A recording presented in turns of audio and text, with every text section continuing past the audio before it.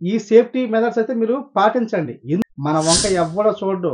అయ్యయ్యయ్యో అని బల్లి కూతలు కూస్తారే తప్ప, అయ్యో పాపం అంటారు తప్ప ఎవ్వడూ సాయం చేయడు. రక్త సంబంధీకులతో సహా మన మిషన్ సంబంధించిన వైర్లు ఎప్పటికప్పుడు చెక్ చేసుకోవాలి. మనం కష్టపడి పని చేస్తేనే అంటే కుటుంబం యొక్క ఆర్థిక పరిస్థితులు అంతంత మాత్రమే. హాయ్ ఫ్రెండ్స్, నేను మీ శానిటరీ మేస్త్రిని. ఫ్రెండ్స్, ఈ రోజు మన టాపిక్ వచ్చి మనం వర్క్ చేసేటప్పుడు ఒక ప్లంబింగ్ మేస్త్రే కానీ శానిటరీ మేస్త్రే కానీ అసలు పని చేసేటప్పుడు ఏమేమి జాగ్రత్తలు తీసుకోవాలి పనిలో మన కోసం అంటే మన గురించి ఈ వీడియో చేయడం జరుగుతుంది. సో ఇంతవరకే ఈ వీడియో చేద్దాం అనుకున్నాను, కుదరలేదనమాట. సో వర్క్ సంబంధించిన వీడియోలు ఉన్నాయి మన దగ్గర, చాలా ఉన్నాయి, దాచాం, అవి తర్వాత వస్తాయి, అప్లోడ్ చేద్దాం. సో ఇప్పుడైనా మనకి పని టైంలో కొంచెం ఖాళీగా ఉంటారు కదా.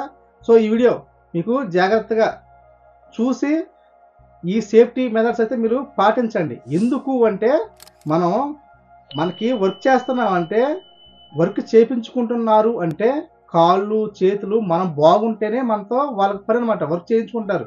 అదే మనకి ఏం పని చేయదు అనుకోండి, ఎవ్వడో ఏమి అసలు మన వంక ఎవ్వడో చూడడు.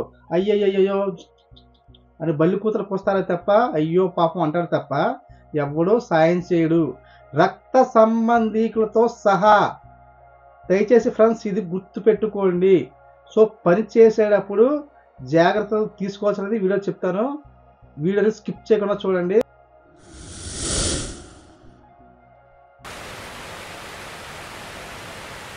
మనకి ఫస్ట్ పాయింట్ వచ్చి అంటే మిషన్లు వాడతాం, పని సంబంధించింది అంటే స్లాబ్లు కొట్టే మిషన్లు వాడతాం, అలాగే గోడకి సైడ్ వెజ్జలు కొట్టే చిన్న చిప్పింగ్ మిషన్లు వాడతాం, అలాగే హ్యాండ్ మిషన్లు వాడతాం, అలాగే డ్రిల్లింగ్ మిషన్లు వాడతాం, ఒక్కోసారి కోరింగ్ మిషన్ కూడా వాడతాం. ఈ మిషన్లను వాడిన ప్రతిసారి కూడా మనం వాడే పనిచేసే ఏరియా అంతా కూడా డ్రైగా ఉండేది చూసుకోవాలి. అలాగే మన మిషన్ సంబంధించిన వైర్లు ఎప్పటికప్పుడు చెక్ చేసుకోవాలి. ఎందుకంటే మనం వైర్లు అటు ఇటు లాగినప్పుడు కట్ అయ్యి పైకి అంటే బయటికి వైర్లు వచ్చేస్తూ ఉంటాయి. ఎక్కడైనా ఆల్రెడీగా మనం చేసే బిల్డింగ్లో ఎక్కువ శాతం వాటరింగ్లు చేస్తూ ఉంటారు మనం పని చేసేటప్పుడే. ఆ కరెంట్ డ్రాప్ అయిందంటే కోలుకోలేము అనమాట.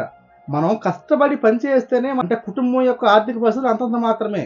సో మనం కానీ పని చేయకుంటే మన కుటుంబం యొక్క పరిస్థితి ఏంటి?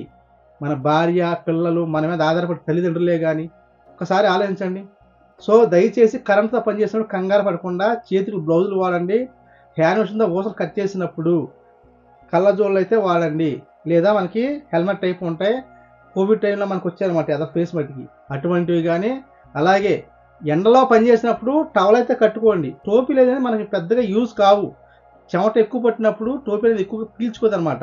గబ్బర్ సింగ్ టవల్ అంటారు. సో ఆల్రెడీగా చాలామంది వాడేవాళ్ళు ఎర్ర టవల్లో. గబ్బర్ సింగ్ వచ్చిందన్న టవల్ కొంచెం మీకు అందరూ తెలిసింది, కానీ మామూలుగా టాప్ మేసులు మీకు 50+ 40+ ఉన్న వాళ్ళు అడిగితే టాప్ మేసులు చాలామంది ఎర్ర టవల్లే వాడతారు, నాగల టవల్. అవి ఏంటంటే చెమటని ఎక్కువగా పీల్చుకుంటే గాలి ఎక్కువగా ఆడుతుంది అనమాట, అందుకని ఆ టవల్ వాడతారు. మనం చక్కగా చూసుకుంటే కూడా చాలా నీట్గా ఉంటుంది కాళ్ళు కట్టుకున్న తర్వాత. అలాగే ఈ మిషన్లకు సంబంధించింది ఏమన్నా వైర్లు ఉంటాయి కదా, ఆ వైర్లు అనేది 4 వైర్లు వాడండి. అంటే 2 వైర్లు కలిపి ఒక బ్లాక్ తొడుగు ఉంటుంది అనమాట, మీకు చూపిస్తాను పక్కన డిస్ప్లే చూడండి. సో అది ఏమవుతుందంటే ఆ వైర్ గప్పుని ఎక్కడ చెమ్మ ఉన్నా ఎఫెక్ట్ కాదనమాట. ఆ 2 వైర్లకి ఒక తొడుగు బ్లాక్ కవర్ ఉండటం వల్ల మన గప్పు తల్లిలో పని ఏం కాదు. అలాగే మన మిషన్ వాడే వైర్లు కూడా అంటే బాక్స్ ఒకటి తయారు చేసుకోవాలి మనం.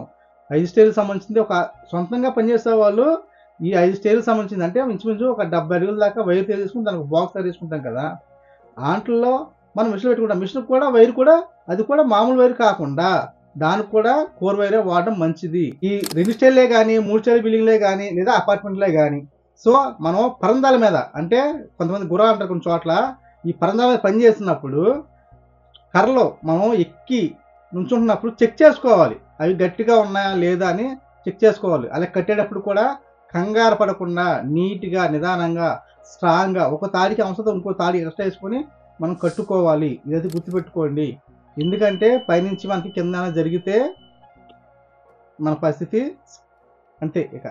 సో పరందాల మీద పని చేసేటప్పుడు దయచేసి మనం కంగారు పడకూడదు, మన కింద పని చేసే వాళ్ళని కూడా కంగారు పెట్టకూడదు. నిదానంగా జాగ్రత్తగా చక్కగా చేసుకోండి.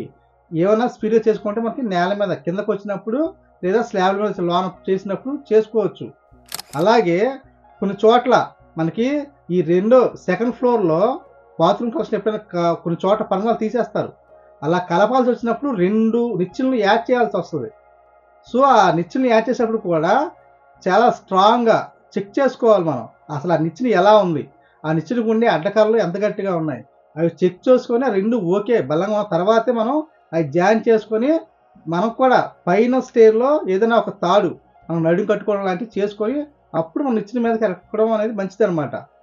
ఇదైతే గుర్తుపెట్టుకోండి. అలాగే కొన్ని చోట్ల వారంట ఎలవల దగ్గర సిప్పాలు వేస్తూ ఉంటాం, అక్కడ పెట్టగోళ్ళు ఉండవు. సో ఆ సిప్పాయిలు వేసినప్పుడు ఊగుతూ ఉంటాయి, గుర్తుంచుకోండి. ఆ ఊగకుండా చేసుకొని అప్పుడు ఆ సిప్ప మీదకి ఎక్కి పని చేసుకోవడం మంచిదనమాట. వాళ్ళ దగ్గర సిప్ప వేసి చేస్తున్నప్పుడు కింద సిప్పాయిని ఒక మనిషి పట్టుకొని మనం ఎక్కి పని చేయడం మంచిదనమాట. స్లాబ్ బెజ్జలు కుట్టేసిన తర్వాత ఊసల్ని హ్యాండ్ మిషన్తో కట్ చేస్తాం. సో ఆ కట్ చేసేటప్పుడు పద్ధతి ఎలా ఉండాలంటే, మనం ఆల్రెడీగా కలర్ పెట్టుకొని కట్ చేయాలని చెప్పాను కదా. సో ఆ కట్ చేసినప్పుడు ఊసని బ్లేడ్ అంటే మిషన్ గట్టిగా నొక్కి పెట్టేయకూడదు. మనం పేపర్ బ్లేడ్లు అయితే వాడతాం కదా, అంటే ఐరన్ ఊసలు కోసే బ్లేడ్లు. అవి వాడినప్పుడు మిషన్ దాని మీద ఊస మీద ఆనిస్తే ఆటోమేటిక్గా అదే తెంపుకుంటూ వెళ్ళిపోద్ది అనమాట. గట్టిగా బలం నొక్కితే ఏమవుతుందంటే బ్లేడ్ ఇరిగి మన ముఖానికి కానీ ఎక్కడైనా మనకి కట్ అయిపోయే అవకాశం ఉంటుంది. ఇది జాగ్రత్త గుర్తుపెట్టుకోండి. ఎందుకంటే చాలామంది అలాగే చేస్తారు. ఊసలు కోసేటప్పుడు కొంచెం నిదానంగా దాని మీద మిషన్ పెడితే అదే మనం కట్ చేసుకుంటూ వెళ్ళిపోద్ది అనమాట. అలాగే ఊసలు పూర్తిగా కట్ చేయకూడదు.